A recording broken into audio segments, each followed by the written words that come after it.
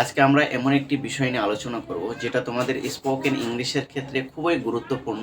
কারণ নেটিভ স্পিকাররা যখন কথা বলে তখন তারা কিন্তু এই স্টাইলে কথা বলে, যেগুলো শেখা এবং জানা তোমাদের জন্য খুবই গুরুত্বপূর্ণ। চলো আজকে আমরা সেই লেসনটি দেখে নিই। এখানে আমি কি লিখেছি, পসেসিভ কন্ট্রাকশন।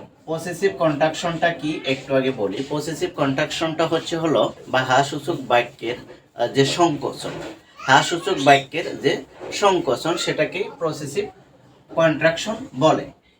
এই পসেসিভ কন্ট্রাকশনটা কেন আমরা ইউজ করি দেখো, এখানে আমি লিখেছি স্পিকিং কন্ট্রাকশন, অর্থাৎ যখন তুমি স্পিকিং করবে বা স্পোকেন করবে, যখন তুমি ইংলিশে কথা বলবে নেটিভ স্পিকারদের মতন তুমি যদি বলতে চাও, তাহলে অবশ্যই তোমাকে এই পসেসিভ কন্ট্রাকশন বা স্পিকিং কন্ট্রাকশনটা সম্পর্কে তোমার ভালো আইডিয়া থাকতে হবে।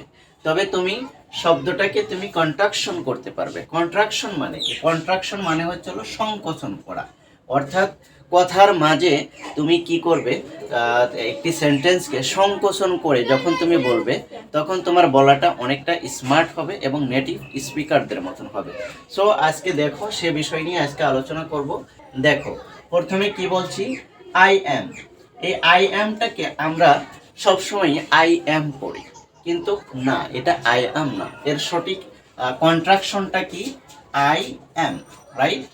এখানে দেখো যদি আমরা প্রোনাউন্সিয়েশন করি তাহলে তোমাদের বোঝাটা আর একটু সহজ হবে। দেখো প্রোনাউন্সিয়েশনে কি, আই অ্যাম কে আম বলি, আই অ্যাম কে আম বলবো, রাইট? তারপরেরটা দেখো, আই উইল আছে, এটাকে আমরা কন্ট্রাকশন করব কিভাবে? I I ill. Bangla pronunciation এখানে লিখে দিছি, অর্থাৎ ইংলিশের প্রোনাউন্সিয়েশনটাই আমি তোমাদেরকে বাংলায় লিখে দিয়েছি যাতে তোমাদের বোঝাটা অনেক সহজ হয়। যেমন আইল, অথবা এখানে তুমি আল ব্যবহার করতে পারো, রাইট? দেখো আই উইলকে আমরা কন্ট্রাকশন করব কিভাবে? আইল দ্বারা, আইল। তারপরেরটা দেখো, আই হ্যাড। আই হ্যাড আছে না, এই আই হ্যাড অথবা আই উডকে আমরা যখন কন্ট্রাকশন করব তখন এটা কি হবে? আর্ড, আর্ড। দেখো এই যে আমি এখানে তোমাদের ইংলিশ প্রোনাউন্সিয়েশনটাকে আমি বাংলায় উচ্চারণ লিখে দিছি, আর্ড। তারপরেরটা দেখো, আই হ্যাভ। আই হ্যাভকে যখন আমরা কন্ট্রাকশন করব তখন এটা কি হবে? আব, আব। এর উচ্চারণটা কি হবে? আব। এর প্রোনাউন্সিয়েশনটা আব, রাইট? তারপরেরটা দেখো, ইউ আর। ইউ আর কে যখন আমরা কন্ট্রাকশন করব স্পিকিং এর ক্ষেত্রে তখন এটা কি হবে? ইউ আর বলবো না, ইউ আ, ইউ আ। এই যেখানে লিখে দিছি দেখো, ইউ আ। তারপর এটা দেখো, ইউ উইল কে যখন আমরা কন্ট্রাকশন করব স্পিকিং এর ক্ষেত্রে তখন আমরা কি করব, কি বলবো? ইউল, ইউল, ইউল, রাইট? এই যে এখানে দেখো ইউল। তারপর এটা দেখো, ইউ হ্যাড অথবা ইউ উড। ইউ হ্যাড অথবা ইউ উড কে যখন আমরা স্পিকিং এর ক্ষেত্রে কন্ট্রাকশন করব, সংকোচন করব, তখন এর উচ্চারণটা কি হবে? Your, your, your. তারপর এটা দেখো, ইউ হ্যাভ। ইউ হ্যাভ কে যখন কন্ট্রাকশন করবে তখন কি হবে? You, you, right? কি হবে? You, you had, you.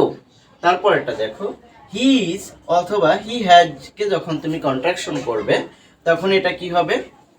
He is, he is, right? এই যে স্পিকিং এর ক্ষেত্রে যে কন্ট্রাকশনটা, এটা জানা খুবই জরুরি। যখন তুমি ইংলিশে অনর্গল কথা বলবে তখন তোমাকে কিছু অ্যাডভান্স লেভেলের টেকনিক তোমাকে শিখতেই হবে।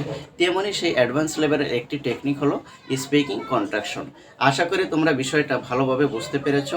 তোমরা যারা আজকে আমাকে নতুনভাবে দেখছো অবশ্যই চ্যানেলটি সাবস্ক্রাইব করতে পারো, অথবা পেজ থেকে দেখে থাকলে শেয়ার অথবা ফলো করতে পারো।